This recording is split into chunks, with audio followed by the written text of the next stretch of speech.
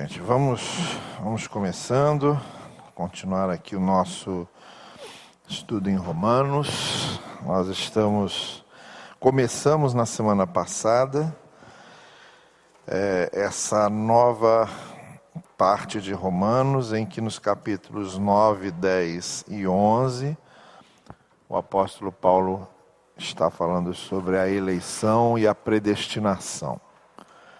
E nosso texto básico da semana passada foram os 5 primeiros versículos do capítulo 9. Hoje eu quero avançar um pouco mais até o versículo 13. Mas antes, vamos recordar aqui uma coisa. Deixa eu ver se eu melhoro. Isso. Sem precisar ligar o ventilador, né?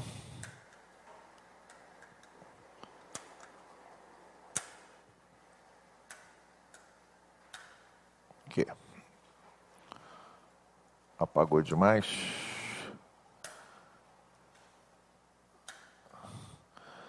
Sei lá. Aqui, essa fica acesa. Então vamos lá. Vamos recordar que o que nós lemos nos 5 primeiros versículos levou-nos a essa primeira conclusão. Eu disse a vocês que nós vamos subir uma escada com alguns degraus, e esse foi o primeiro degrau que nós subimos ontem, a primeira conclusão. Eu disse a vocês que Paulo está falando a uma igreja com uma parte judia, outra parte gentílica. Até agora o apóstolo Paulo defendeu a justificação pela fé sem os méritos da lei, o que fazia com que os gentios desprezassem os judeus, dizendo, vocês judeus não valem mais nada porque a salvação não vem da lei, vem da graça.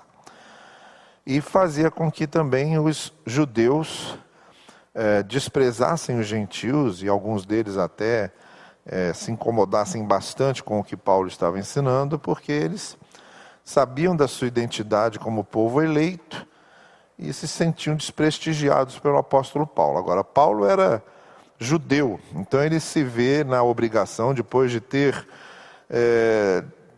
discursado longamente sobre a justificação pela fé e tudo que decorre da obra da graça, ele agora resolve fazer uma parada para reavaliar qual é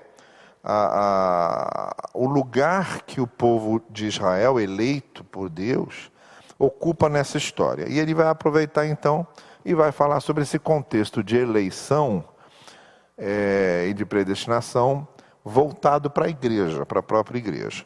A primeira conclusão que a gente tira, quando a gente lê os 5 primeiros versículos aqui, que foi o que a gente trabalhou a semana passada, é que para falar da predestinação e da eleição, Paulo começa a falar da eleição do povo de Israel. Ele quer que fique muito claro aos leitores de Romanos qual é o lugar que Israel ocupa no plano de Deus. Não é uma coisa que agora Deus jogou fora. Não é algo que Deus agora está se desfazendo. Ele quer mostrar qual é o lugar que o plano de Deus para Israel ainda ocupa. Como Paulo diz no início desse capítulo 9, ele se angustia muito com os judeus, porque os judeus foram os que receberam a lei, os profetas, a revelação, a palavra.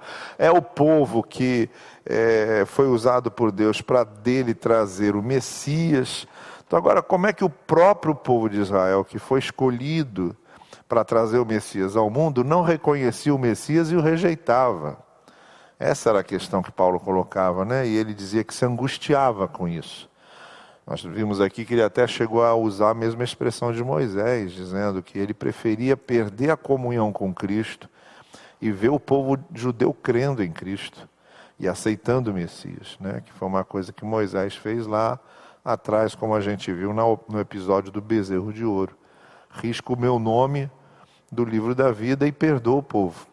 Então Paulo repete quase que essa mesma expressão de Moisés. Bom, então, no raciocínio de Paulo, essa questão da predestinação e da eleição tem a sua gênese, a sua raiz lá na eleição do povo de Israel. Deus elegeu o povo de Israel, escolheu o povo de Israel para ser testemunha de Deus no mundo, de quem Deus era, do único Deus. A maioria dos povos todos era politeísta, estava lá um povo monoteísta, que cria num Deus único. Escolheu o povo de Israel para receber a lei, a ética da vida. Escolheu o povo de Israel onde revelaria a sua palavra através dos profetas. Escolheu o povo de Israel para ser o condutor humano da vinda do Messias. Então isso tudo ele apresenta e diz, não vamos desprezar o povo judeu, diz ele aos gentios, porque o povo judeu recebeu tudo isso aí, e porque Deus quis, porque Deus elegeu. Muito bem, então vamos agora ao próximo trecho, que começa no versículo 6. Então, quando Paulo diz que agora a justificação é pela fé, e não vem mais pela lei, né? O primeiro pensamento é o seguinte: então os judeus não creem no Messias, não receberam o Messias, dá a impressão de que a promessa de Deus falhou, a palavra de Deus falhou. Aí ele começa dizendo, não pensemos que a palavra de Deus falhou. Vejam lá, se o povo judeu não reconheceu o Messias nem o aceitou, isso não significa que as promessas divinas em relação ao povo eleito tenham falhado. A única coisa que isso mostra é que, embora Deus tenha o seu propósito e tenha o seu plano, existe um elemento humano nessa história, que é a responsabilidade humana pelas escolhas que faz. Então, é bastante indicativo isso, porque normalmente a ideia mais popular de predestinação é de que Deus escolhe e o ser humano fica sem opção. Se Deus escolheu, ele não tem opção de não escolher. E se Deus não escolher, ele não tem opção de escolher. O ser humano seria aí mais ou menos uma peça nesse jogo, um tabuleiro, em que Deus vai mexendo como quer. E não é isso. Paulo diz, olha, o fato de Deus ter um plano para o povo de Israel e ter planejado que o povo de Israel trouxesse o Messias, também levava em consideração o elemento humano da responsabilidade pelas escolhas. Se o povo de Israel quis rejeitar o Messias, isso não quer dizer que o plano de Deus tenha falhado. Por quê? Porque a promessa de eleição para o povo de Israel não se referia apenas ao povo de Israel que trazia o sangue de Abraão, mas ao povo de Israel que cria na promessa. É aí que começa a diferença que Paulo vai colocar nesse texto, tá bem? Então no versículo 6 ele diz, não pensemos que a palavra de Deus falhou, pois nem todos os descendentes de Israel são Israel. Certo? Nem por serem descendentes de Abraão, passaram todos a ser filhos de Abraão. Ao contrário, por meio de Isaac a sua descendência será considerada. Então vejam, a promessa de Deus foi feita a Abraão. O argumento de Paulo é o seguinte, nem todos os filhos de Abraão são pertencentes ao povo de Israel. Por quê? Porque Abraão não teve só Isaac como filho. Quem foi que nasceu antes de Isaac? Filho de quem? Agar, a escrava. Por quê? Porque quando Deus prometeu que Abraão seria pai de uma nação e teria um filho da promessa, Sara, sabendo que já era avançada em idade, se precipitou e disse, bom, de mim não vai ser, porque eu já estou muito envelhecida para isso. Então não vou providenciar isso. Então pega uma escrava, Agar, leva Abraão e diz, olha, Deus fez a promessa, mas vamos ajudar Deus, né? Já que eu não posso, vamos dar uma ajuda a Deus aí. E Abraão topou o negócio. E nasce Ismael. Só que Ismael não é o filho da promessa. Não seriam os descendentes de Ismael o povo de Israel. Aí, quando você chega em Gênesis, capítulo 18... depois que Ismael nasceu e deu toda aquela confusão de Sara aí ficar com ciúme, mandar Agar embora com Ismael e etc. Aí Deus retoma a promessa para Abraão e diz: você vai ter um filho. E não é Ismael o herdeiro da promessa, será um filho seu com Sara. E aí é que nasce Isaac. Então, Paulo vai dizer o seguinte: nem todo mundo que é filho de Abraão, historicamente, é Israel. Os descendentes de Abraão via Ismael não são Israel, pelo contrário, são os árabes. Os árabes que nós temos aí hoje, sejam eles quais forem, árabes do Irã, árabes do Iraque, árabes da Arábia Saudita, árabes da Síria, seja o que for, são descendentes de Ismael. Agora, Isaac é que era o herdeiro da promessa. Então, esse é o primeiro argumento de Paulo, quando ele diz: olha, nem todo mundo que é filho de Abraão sangue significa que seja de Israel. Mas vamos avançar um pouquinho, continuar o raciocínio dele. Aí ele vai dizer no verso 8: noutras palavras, não são os filhos naturais que são filhos de Deus, mas os filhos da promessa é que são considerados descendência de Abraão. Pois foi assim que a promessa foi feita: no tempo devido virei novamente e Sara terá um filho. Esse é o texto lá de Gênesis 18 que eu já citei. E esse não foi o único caso. Aí Paulo vai dar um outro exemplo. Mesmo os filhos de mesmo pai e mesma mãe. Também o filho da promessa não era o filho do mesmo pai e da mesma mãe. Tá certo que Ismael foi filho de Agar e não de Abraão com Sara. Mas depois Isaac, o filho de Abraão, casa com Rebeca e tem gêmeos, Esaú e Jacó. Só que, embora Esaú e Jacó fossem filhos do mesmo pai e da mesma mãe e também descendentes diretos de Abraão, Jacó é que era o filho da promessa e não Esaú. E daí vem o que ele diz no verso 10. Esse não foi o único caso. Também os filhos de Rebeca tiveram um mesmo pai, nosso pai Isaque. Todavia, antes que os gêmeos nascessem ou fizessem qualquer coisa boa ou má, a fim de que o propósito de Deus conforme a eleição permanecesse, não por obras, mas por aquele que se chama, foi dito a ela: o mais velho servirá ao mais novo. Como está escrito: amei Jacó, mas rejeitei Esaú, que é uma outra maneira. Tem umas versões mais antigas que dizem: amei Jacó e odiei Esaú. A melhor tradução não é essa, obviamente. A melhor tradução é essa aqui, olha: preferi escolher os descendentes de Jacó para dar prosseguimento à linhagem do povo eleito do que os descendentes de Esaú. É isso que Deus faz. O que é que Paulo está argumentando então? Vamos lá. Paulo está falando: bom, a promessa de Deus para Israel acabou? Não. Quem rejeitou o Messias foi só o Israel humano. Mas não é só para o Israel humano que está feita a promessa da eleição. É para o Israel de Deus.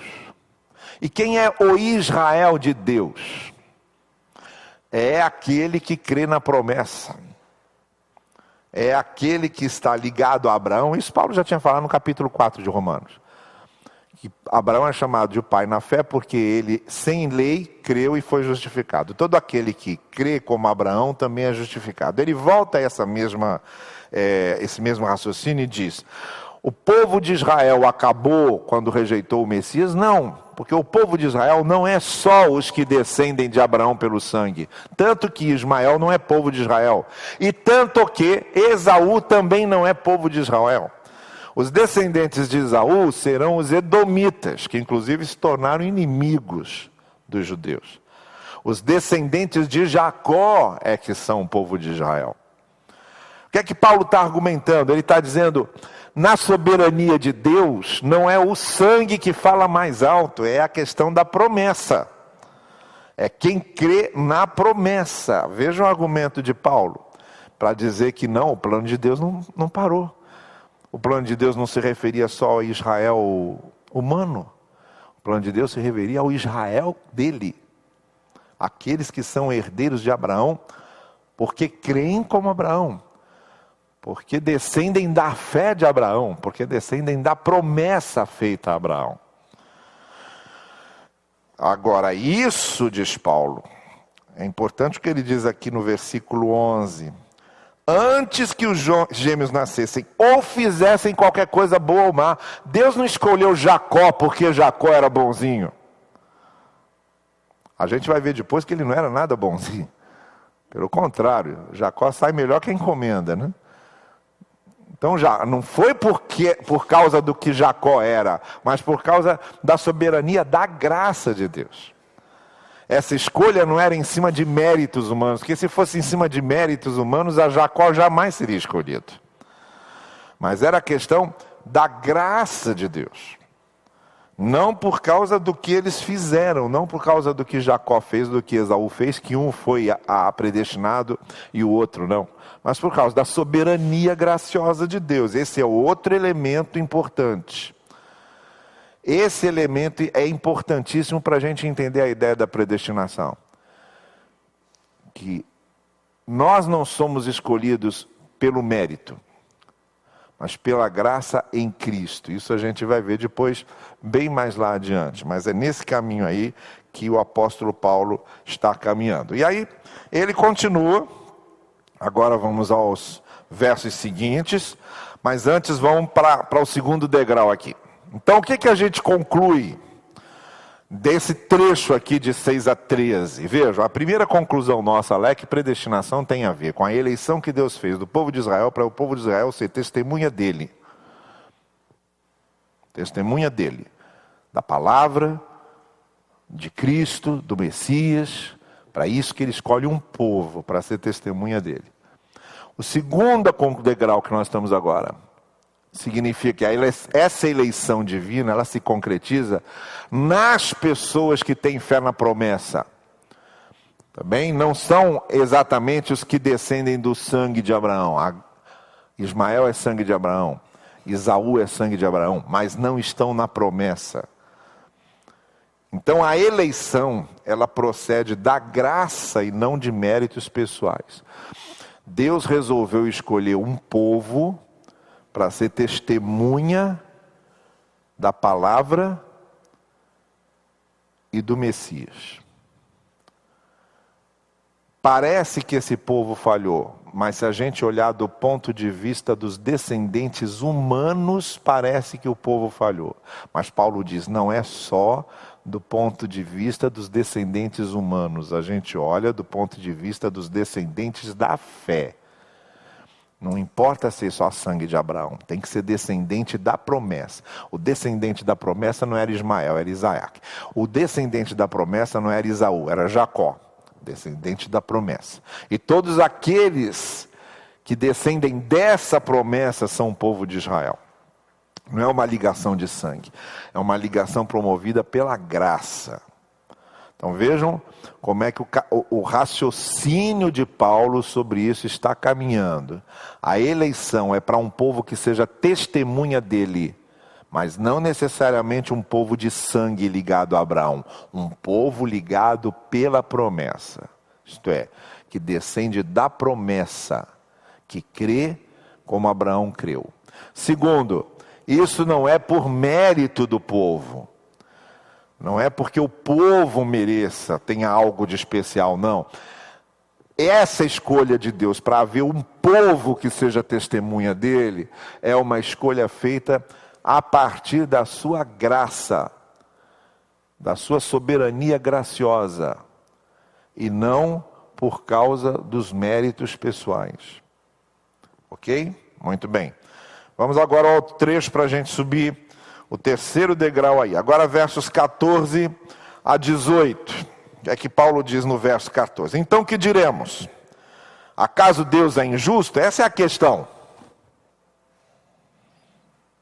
Se uma pessoa que não conhece a lei é escolhida por Deus, é justo isso? É justo Deus escolher uma pessoa que não obedece à lei, que não conhece a lei? Isto é, Deus escolher Jacó, ruinzinho como Jacó era, é justo? Sendo que Esaú, por exemplo, nunca enganou o pai, nunca enganou o irmão.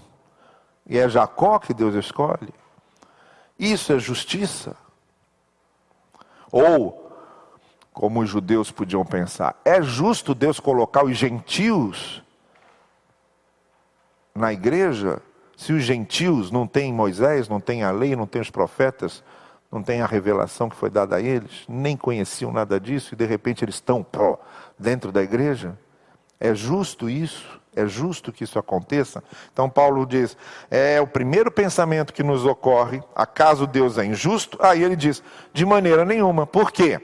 Porque Deus disse a Moisés, aí ele vai a Êxodo 33, 19, onde está lá, terei misericórdia de quem eu quiser ter misericórdia, e terei compaixão de quem eu quiser ter compaixão. Aí é o seguinte, imagine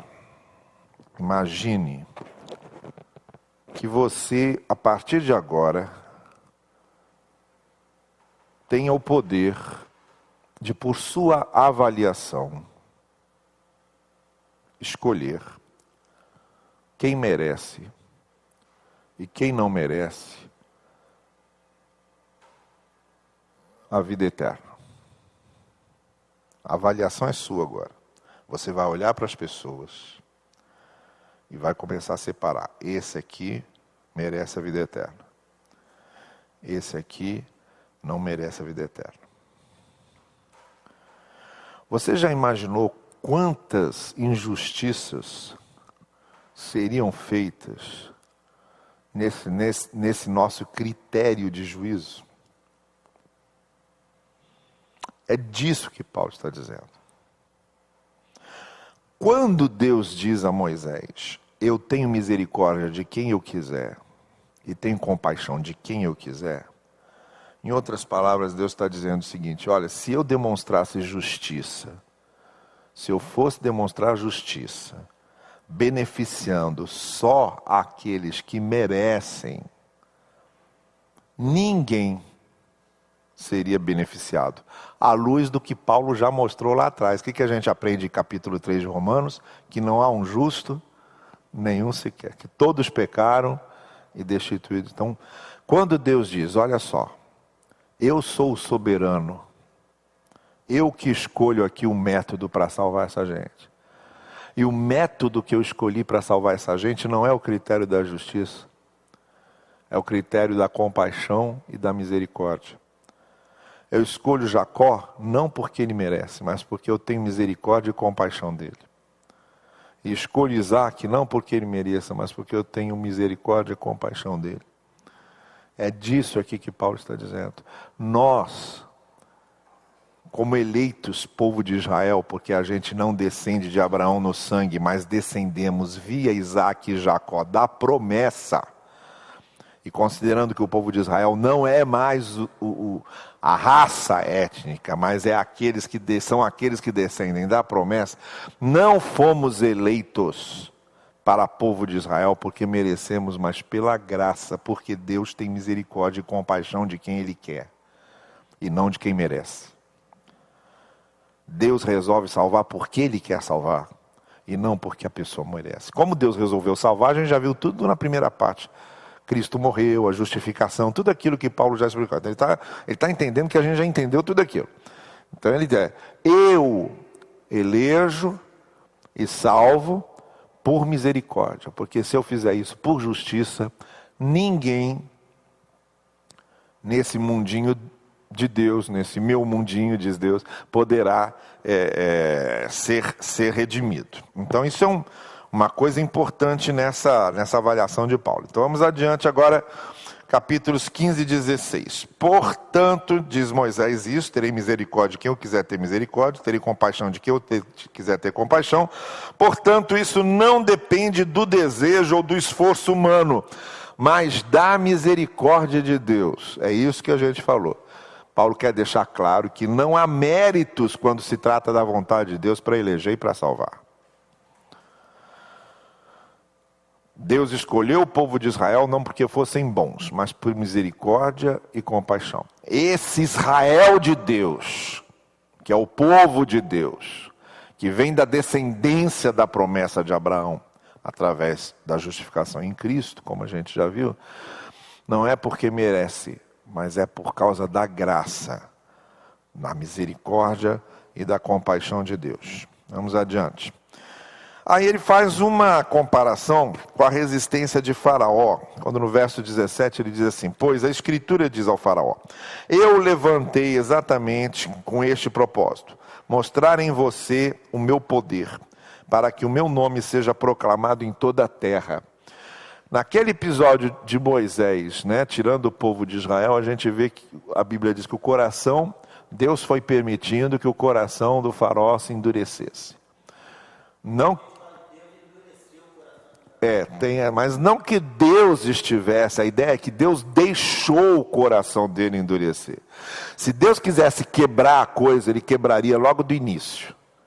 No primeiro dia de Moisés lá, com aquelas serpentes, quando Moisés transforma o bastão em serpente, vem os feiticeiros, fazem a mesma coisa, naquele dia podia acabar a palhaçada. Mas Deus não queria isso, por quê? Primeiro, ele queria deixar bem claro ao Faraó quem é que mandava. Então ele deu corda ao Faraó.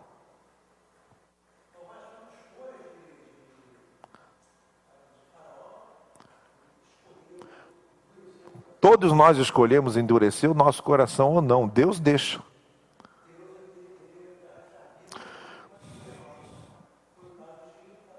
Deus dá corda. Deus dá corda. Há muitas situações na nossa vida. Não, mas em certo sentido sim. Quando Deus deixa acontecer alguma coisa, é porque Ele... Sim, eu posso pegar esse relógio aqui e dar para você, diretamente. Mas eu posso pegar esse relógio aqui, deixar aqui e dizer para você, se quiser vem pegar. É a mesma coisa. Eu dou a você condição de você escolher se quer vir pegar ou não. Mas no fundo, tanto levando até você, quanto deixando você vir pegar, eu estou dando o relógio. Então, quando a Bíblia diz lá, Deus endureceu o coração do Faraó, significa que Deus deixou o coração do Faraó se endurecer, que é a tendência da natureza humana é sempre a rebeldia. O ser humano não é tendente ao bom, o ser humano é tendente ao mal. Quando Deus deixa, pode ter certeza, vai sempre tender para endurecer o coração e não para quebrantar. Quem quebranta o coração é o Espírito Santo. Agora, se o Espírito Santo não faz nada, a nossa tendência é ir endurecendo o coração, endurecendo o coração e endurecendo o coração. Agora, há muitas situações na nossa vida em que quando Deus quer mostrar realmente quem é que manda, Ele dá corda para a gente. Ele deixa a gente chegar numa situação em que vai ficar muito claro a besteira que a gente fez. Para ao mesmo tempo ficar muito claro que Ele é que está por cima. Exatamente. Ele tinha que fazer isso para que o Faraó visse. O que aconteceu no primeiro dia? Moisés achou que ia resolver ali. Quando Deus disse para ele, você vai lançar o bastão, ela vai transformar numa serpente. Aí Moisés fala, é agora. Quem que vai negar? Quando isso acontecer, vai todo mundo cair de joelho, arrependido, cantando o hino 390. Aí Moisés foi lá, jogou o bastão no chão, ela se transformou numa serpente. O que aconteceu logo depois? Os feiticeiros do Faraó vieram e fizeram a mesma coisa. Aí depois a serpente de Moisés devorou as serpentes do Faraó, mas não importa. Ainda precisavam acontecer algumas coisas para ir mostrando para o Faraó quem é que mandava. Porque naquele episódio primeiro, como os feiticeiros dele fizeram a mesma coisa, não havia convencimento nenhum ainda do poder de Deus ser maior. Esse Faraó se sentia um Deus. Os faraós e reis eram deuses, tratados como deuses pelo povo. Ele achava que ele era um Deus. Precisava ficar muito claro para ele quem era Deus. Quem era Deus? Então, o primeiro objetivo de Deus, em deixar o coração do Faraó endurecer, vieram aquelas 10 pragas, aquela coisa toda, foi mostrar quem tinha poder. Depois, foi que o nome de Deus fosse proclamado. Quando os israelitas, por exemplo, chegam na terra prometida, aqueles povos todos que moravam ali já estavam sabendo de tudo que tinha acontecido no Egito. Aquelas notícias de que o Deus de Israel libertou Israel tinham corrido por todos aqueles povos. Já havia um certo temor nas pessoas com referência àquele povo que foi libertado do Egito por um Deus que era mais forte do que os deuses do Egito. Esse era o objetivo de Deus. Mostrar que o poder de Deus era maior que o faraó e mostrar que o nome dele podia ser divulgado como o nome do verdadeiro Deus. Por isso ele faz isso. Agora, o que Paulo vai dizer é que, vejam, qual é a conclusão que ele tira ali? No verso 18. Portanto, Deus tem misericórdia de quem Ele quer e endurece quem Ele quer.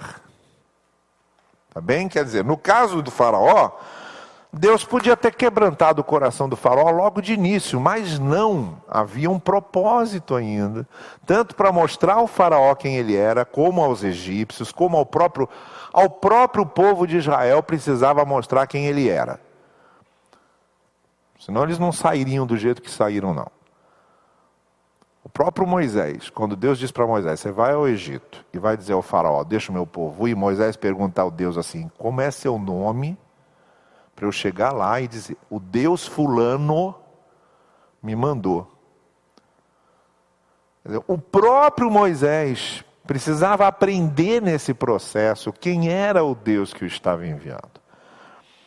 Então tudo que aconteceu foi por uma atitude da soberania de Deus para colocar em pauta um processo, um propósito, um procedimento, a fim de que as coisas acontecessem para que o poder divino fosse reconhecido e para que o nome de Deus fosse reconhecido. Então aí quando a gente chega no verso 18, Paulo usa no verso 18 a mesma coisa que ele usa no verso 13. No verso 13 ele diz, amei Jacó e rejeitei Esaú. No verso 18 ele diz, Deus tem misericórdia de quem Ele quer e endurece o coração de quem Ele quer. No sentido de que a soberania de Deus, ela não age por uma questão de justiça, mas por uma questão de misericórdia. Nós não somos eleitos por uma questão de justiça. Deus trabalhou em nós, Deus atuou em nós através da sua graça, para que nós pudéssemos ser salvos. E aí a gente chega então à terceira conclusão da coisa. Tá? Então a primeira conclusão é que Deus elege o povo de Israel para ser testemunha do próprio Deus diante de todos. Não é o povo que vem do sangue de Abraão, mas é o povo que vem da promessa de Abraão. A segunda questão é que isso não é por merecimento, isso é graça, misericórdia, compaixão de Deus. Ele faz isso por causa da sua graça.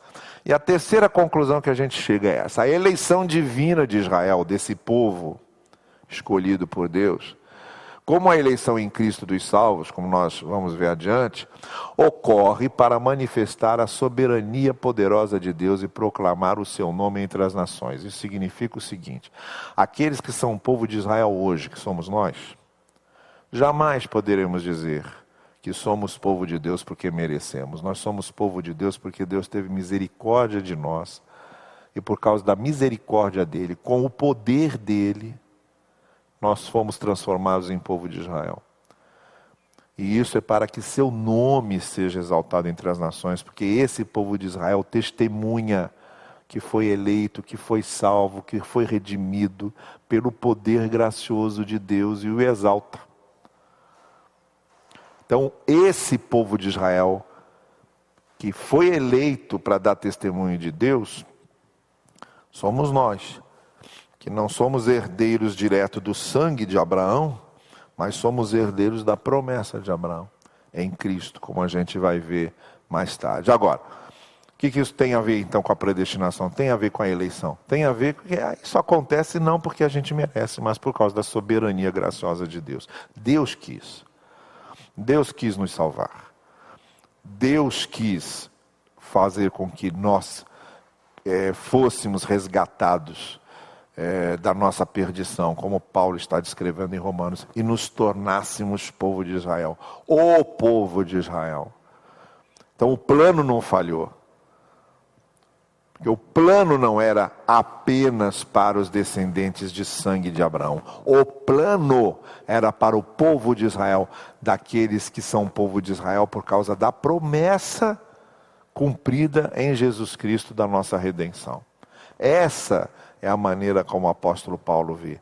Então, como é que ele começa a explicar essa questão da eleição e predestinação? Deixando bem claro, assim como Deus escolheu o povo de Israel e elegeu o povo de Israel, esse povo de Israel não era só o povo de Israel de sangue, era o povo de Israel da promessa, e que só existe por causa da misericórdia e da compaixão de Deus.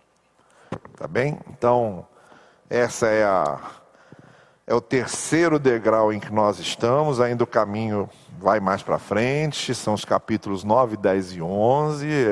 A explicação que Paulo vai dando aí é muito pormenorizada, prolongada, mas é a melhor coisa que podia acontecer, porque é justamente esse texto que nos explica direitinho essa questão da nossa eleição como povo de Israel em Jesus Cristo que nós somos. Tá bem? Muito bem.